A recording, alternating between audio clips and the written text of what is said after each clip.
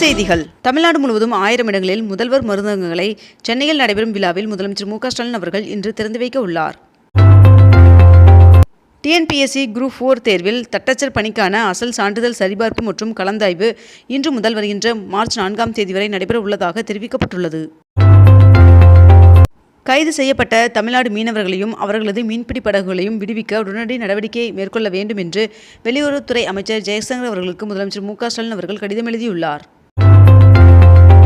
டெல்லியில் புதிய எம்எல்ஏக்கள் பதவியேற்புடன் இன்று சட்டப்பேரவை கூடுகிறது. ஏஐ தொழில்நுட்பத்தில் இந்திய இளைஞர்கள் புதிய புரட்சியை ஏற்படுத்தி வருவதாக பிரதமர் நரேந்திர மோடி அவர்கள் தெரிவித்துள்ளார். மகா கும்பமேளாவில் புனித நீராட மேற்கு வங்கத்திலிருந்து 2000 பக்தர்கள் வருகை தந்தனர் என்று தகவல் தெரிவிக்கப்பட்டுள்ளது. பிரதமர் நரேந்திர மோடி அவர்கள் வருகின்ற 25ஆம் தேதி வரை மத்திய பிரதேசம், பீகார், அசாம் ஆகிய 3 மாநிலங்களுக்கு சுற்றுப்பயணம் மேற்கொள்ள உள்ளார். இந்தியா ஜப்பான் கூட்டு ராணுவ பயிற்சி இன்று முதல் ஜப்பானில் தொடங்குகிறது. வழக்கறிஞர் சட்டத்திருத்த மசோதாவிற்கு முதலமைச்சர் மு க ஸ்டாலின் அவர்கள் எதிர்ப்பு தெரிவித்துள்ளார். கோவை வருகை தர உள்ள மத்திய அமைச்சர் அமித்ஷா அவர்கள் வருகின்ற பிப்ரவரி 26ஆம் தேதி கோவை மாநகர பாஜக தலைமை அலுவலகத்தை திறந்து வைக்க உள்ளார் என்று தெரிவிக்கப்பட்டுள்ளது. தெலுங்கானாவில் நீர்ப்பாசன திட்டத்திற்காக சுரங்கம் தோண்டும் பணியின் போது மண் சரிவில் 8 பேர் சிக்கினர். தருமபுரி கிழக்கு மாவட்ட திமுக பொறுப்பாளராக தர்மசெல்வன் அவர்களை நியமிக்கப்பட்டுள்ளார். எல்லை தாண்டி மீன் பிடித்ததாக கூறி 32 பேரை கைது செய்தது இலங்கை. திருப்பணிகள் அனைத்தும் முடிந்து இந்த ஆண்டிற்குள் திருவள்ளூர் கோவில் குடமுழுக்கு நடத்தப்படும் என்று அமைச்சர் சேகர்பாபு அவர்கள் தகவல் தெரிவித்துள்ளார். கட்சியிலிருந்து காளியம்மாள் அவர்கள் வெளியேறினால் வெளியேறட்டும், எங்கள் கட்சிக்கு இது இலையுதிர் காலம் என்று சீமான் அவர்கள் தெரிவித்துள்ளார். அரசால் தடை செய்யப்பட்ட பேப்பர் கப் தயாரித்த நிறுவனங்களுக்கு 25,000 ரூபாய் அபராதம் விதிக்கப்பட்டுள்ளதாக தகவல் வெளியாகியுள்ளது. 10,000 கோடி ரூபாய் கொடுத்தால் கூட தேசிய கல்விக் கொள்கையை ஏற்க மாட்டோம் என்று முதலமைச்சர் மு க ஸ்டாலின் அவர்கள் தெரிவித்துள்ளார். அரசு துறை தேர்விற்கான உத்தேச விடை குறிப்புகள் டிஎன்பிஎஸ்சி இணையதளத்தில் வெளியிடப்பட்டுள்ளது. ஒரு வாரத்திற்குள் ஆட்சேபனைகளை தெரிவிக்கலாம் என்றும் தெரிவிக்கப்பட்டுள்ளது. இந்தியா மீது ரெசிப்ரோக்கல் வரி விதிக்கப் போவதாக அமெரிக்க அதிபர் டொனால்ட் ட்ரம்ப் அவர்கள் தெரிவித்துள்ளார். 5 ஆண்டுகளில் ஓசூர் மிகப்பெரிய வளர்ச்சி அடையும் என்று அமைச்சர் TRB ராஜா அவர்கள் தெரிவித்துள்ளார். இலங்கை அரசால் நாட்டுடைமை ஆக்கப்பட்ட தமிழ்நாடு மற்றும் புதுச்சேரி மீனவர்களின் படகுகளை ஏலமிட நடவடிக்கை எடுக்கப்பட்டுள்ளதாக தகவல் வெளியாகியுள்ளது. மகா கும்பமேளாவில் ஒரே நாளில் தமிழக ஆளுநர் RN ரவி அவர்கள் மற்றும் தமிழக பாஜக தலைவர் அண்ணாமலை ஆகியோர் புனித நீராடினர். சங்கரன் கோவில் அருகே 120 அடி உயர உலக அமைதி கோபுரம் திறக்கப்பட்டுள்ளது. அரசு விரைவு போக்குவரத்து கழகம் சார்பில் மகா சிவராத்திரியை முன்னிட்டு தமிழகத்தில் சிறப்பு பேருந்துகள் இயக்கப்படுவதாக தெரிவிக்கப்பட்டுள்ளது. ஊட்டி தாவரவியல் பூங்காவில் புல் மைதானம் சீரமைக்கும் பணிகள் நிறைவடைந்துள்ளதால் சுற்றுலா பயணிகள் செல்ல அனுமதிக்கப்பட்டுள்ளனர். ரயில் ஓட்டுநர்களுக்கான உணவு கட்டுப்பாடு தொடர்பான உத்தரவை தெற்கு ரயில்வேயின் திருவனந்தபுரம் மண்டலம் திரும்ப பெற்றுள்ளது. சென்னை பள்ளிக்கரணை பகுதியில் போக்குவரத்து நெரிசலை குறைக்கும் விதமாக வேளச்சேரி தாம்பரம் இடையே சாலையில் போக்குவரத்து மாற்றம் செய்யப்பட்டுள்ளது.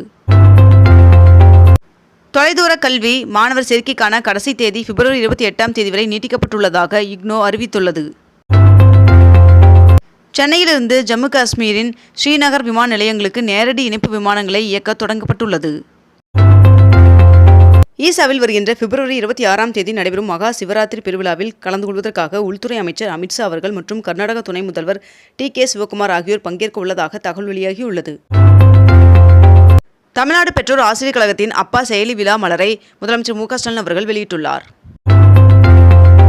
சதுரகிரி சுந்தர மகாலிங்கம் சுவாமி கோவிலுக்கு அமாவாசை மற்றும் மகா சிவராத்திரி பிரதோஷத்தை முன்னிட்டு வருகின்ற பிப்ரவரி 25ஆம் தேதி முதல் 28ஆம் தேதி வரை 4 நாட்கள் பக்தர்கள் மலையேற அனுமதி வழங்கப்பட்டுள்ளது. MRB மூலம் தேர்வு செய்யப்பட்ட உதவி அறுவை சிகிச்சை மருத்துவர் உட்பட மருத்துவ காலி பணியிடங்களுக்கான கலந்தாய்வு இன்று தொடங்கி பிப்ரவரி 24ஆம் தேதி வரை நடைபெற உள்ளதாக தெரிவிக்கப்பட்டுள்ளது. ஐயா வைகுண்டரின் அவதார தினத்தை முன்னிட்டு வருகின்ற மார்ச் 4ஆம் தேதி தூத்துக்குடி, திருநெல்வேலி, கன்னியாகுமரி ஆகிய மாவட்டங்களுக்கு உள்ளூர் விடுமுறை அறிவிக்கப்பட்டுள்ளது.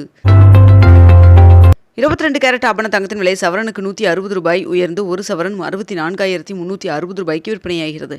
அதேபோல் 1 கிராம் வெள்ளியின் விலை கிராமிற்கு 1 ரூபாய் குறைந்து 1 கிராம் வெள்ளி 108 ரூபாய்க்கு விற்பனை செய்யப்பட்டு வருகிறது. கடலூர் மாவட்டத்திற்கு 2 நாள் பயணமாக சென்றுள்ள முதலமைச்சர் மு க ஸ்டாலின் அவர்கள் அங்கு 10 முக்கிய அறிவிப்புகளை வெளியிட்டுள்ளார். கெட் அவுட் ஸ்டாலின் எனும் ஹேஷ்டேக் 10 லட்சம் பதிவுகளை கடந்து சென்று கொண்டிருக்கிறது என்று பாஜக மாநில தலைவர் அண்ணாமலை அவர்கள் தெரிவித்துள்ளார். மதுரை எய்ம்ஸ் மருத்துவமனை கட்டுமான பணிகள் 2027ஆம் ஆண்டிற்குள் முடிவடையும் என்று மதுரை எய்ம்ஸ் செயல் இயக்குநர் தெரிவித்துள்ளார். கடலூர் மாவட்டத்தில் நடைபெற்ற அரசு விழாவில் 1476 கோடி ரூபாய் செலவில் 602 முடிவுற்ற திட்டப்பணிகளை முதலமைச்சர் மு க ஸ்டாலின் அவர்கள் திறந்து வைத்துள்ளார்.